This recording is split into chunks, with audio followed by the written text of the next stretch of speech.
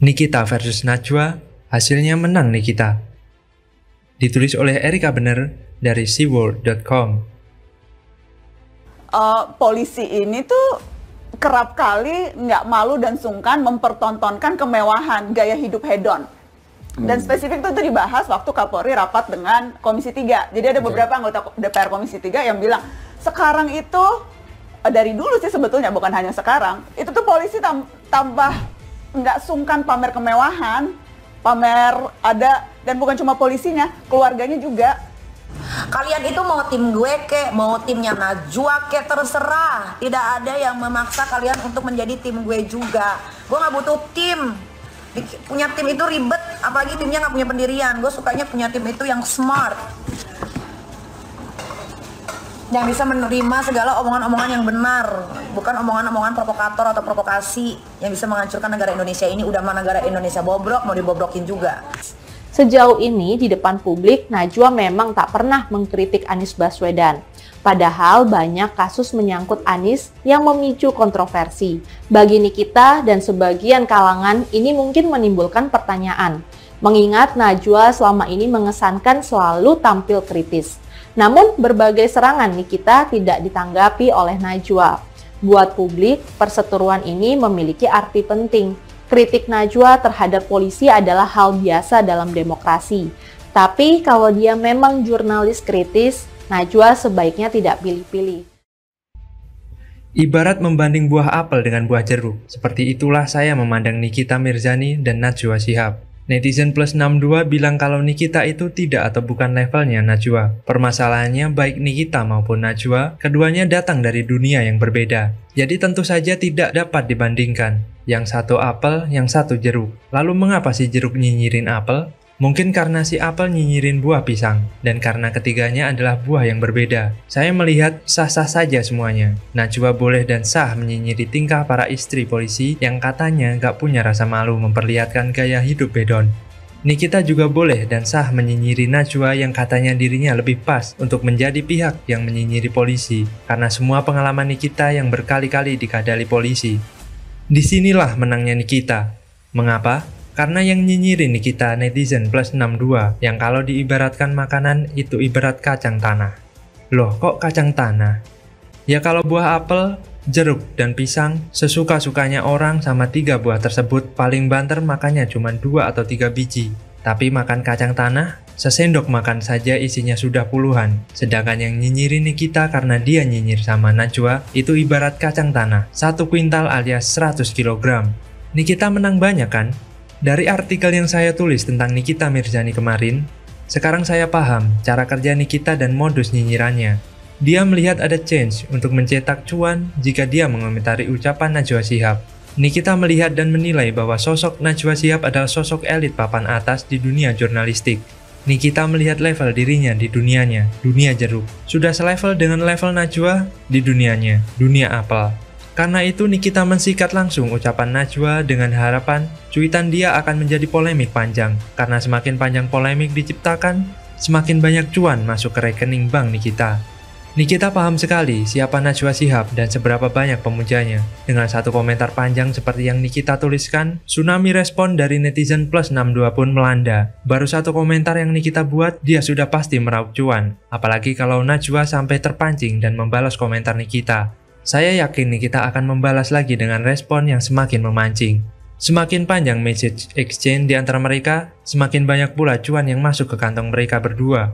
Saya pikir sebagian dari income yang Najwa miliki sekarang ini, salah satunya adalah juga dari media sosial. Karenanya, Najwa Shihab meng-create channel YouTube sendiri. IG dan Twitternya juga sudah pasti memberinya rupiah. Bedanya dengan Nikita. Nikita secara terang-terangan membuka soal cuan yang dia dapat dari setiap keterlibatannya dalam setiap kegaduhan nasional. Sedangkan Najwa Shihab tidak, karena mungkin niat awal Najwa membuat akun-akun media sosial bukan karena cuan, tapi untuk nyinyiran Nikita pada ucapan Najwa. Tanpa Najwa merespon komentar Nikita, jika media sosial dia juga terimbas tsunami komentar dari netizen plus 62, Najwa pun mungkin sama-sama mendapatkan cuan.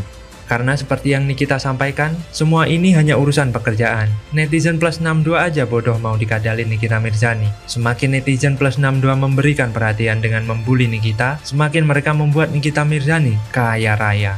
Hahaha. Makanya saya bilang Nikita versus Najwa, menang Nikita. Jadi, bagaimana menurut Anda? Yana Pitupulu bongkar Demokrat dan PKS soal protes kenaikan BBM. Drone, belajar matematika woi. Ditulis oleh tim redaksi jurnal, dikutip dari berbagai sumber. Politikus PDI Perjuangan atau PDIP, Adian Apitupulu mengkritik kader-kader Partai Demokrat yang merespon soal demonstrasi kenaikan harga BBM bersubsidi.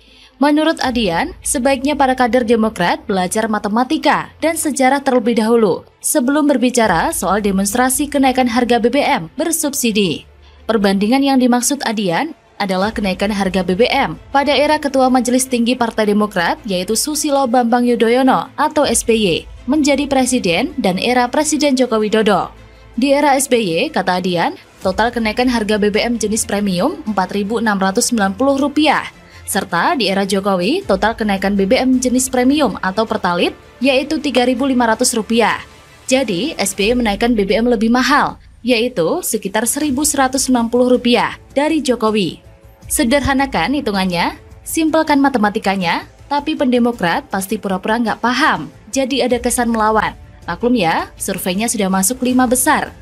Lalu hitungan sederhana berikutnya adalah di era SBY. Adian mengungkap upah minimum, seperti di DKI Jakarta, yaitu sebesar Rp2,2 juta untuk tahun 2013. Dengan harga BBM sebesar Rp6.500 per liter, maka upah 1 bulan hanya dapat 338 liter per bulannya. Di era Jokowi sekarang, harga BBM Rp10.000, tetapi upah minimum Rp4.641.000 per bulannya. Dengan demikian, maka di era Jokowi, setiap bulan upah pekerja senilai dengan 464 liter BBM. Jadi, ada selisih kemampuan upah membeli BBM antara SBY dan Jokowi sebesar 126 liter. Adian mengatakan di era SBY masih ada mafia terorganisasi dan masif, yaitu Petrol yang embrionya sudah ada sejak awal Orde Baru. Dia mengatakan Petrol dibubarkan pada tahun 2015, hanya 6 bulan setelah Jokowi dilantik. Yang bertahun-tahun, berpuluh tahun tercokol, berkuasa sebagai maklar calo impor minyak. Mungkin ini peristiwa yang paling menyakitkan bagi mafia minyak yang aman-aman saja di zaman SBY. Yang tenang-tenang saja zaman Cikes berkuasa, yang senyap-senyap saja menyedot duit negara, lihat Petra. Lalu dialirkan entah kemana itu duitnya. Dapur orang rubuh gara-gara keganasan Pak Jokowi, bos. Menghantam mafia-mafia. Dan orang-orang di balik perilaku bisnis kotor itu tentunya saat ini sedang mencari celah untuk kembali menghidupkan dapurnya. Entah dengan cara apa. Kalau perlu menunggu demo BBM pun akan dilakukan, bos.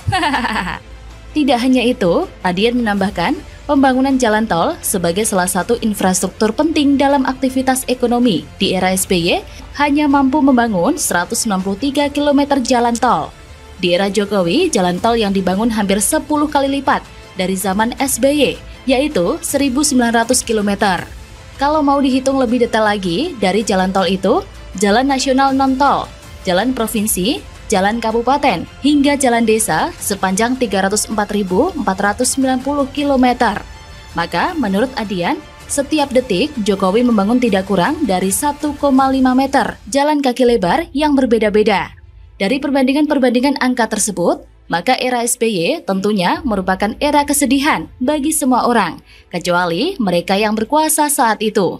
Hal ini juga merupakan hitung-hitungan yang sederhana, tapi Demokrat nggak akan paham.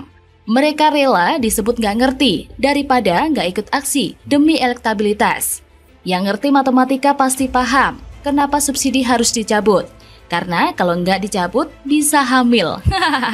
Saya juga ikut menyarankan agar kader Demokrat ini untuk bisa belajar matematika dan belajar sejarah, hingga bisa membandingkan antara kemarin dengan yang sekarang, antara SBY dan Jokowi, sehingga perbandingan itu harus logis, tidak anti logika, dan juga tidak anti sejarah.